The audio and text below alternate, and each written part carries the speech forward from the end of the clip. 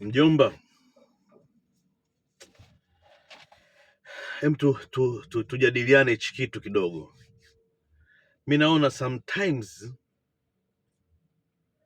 maisha yanakuwa makubwa au yanakuwa magumu sometimes kutokana na lifestyle.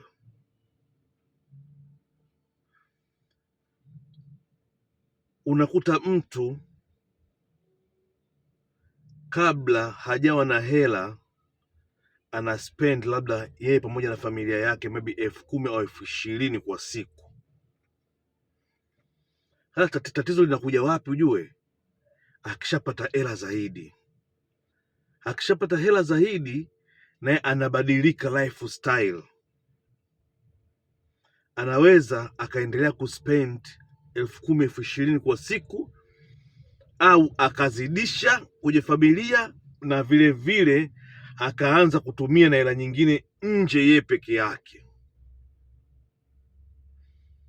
Kwa hiyo nafikiria hicho kitu nacho kinakuwa kinatupa ugumu mjomba wa kuweza kuinuka, kwa sababu umehangaika umetengeneza brand, umetengeneza professional, umekuwa na professional kubwa, umeanza kuingiza hela zaidi, lakini cha maajabu maisha yanakwenda chini zaidi.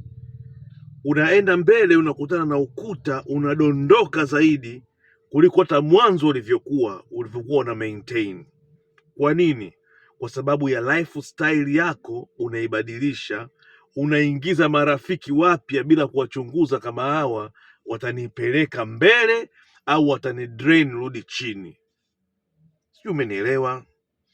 Kwa hiyo unakuta unabaki unashangaa, mbona sasa hivi mshahara wangu umeongezeka au biashara yangu imeongezeka kupata hela, lakini mbona siinuki? Unashindwa kuelewa tatizo ni nini.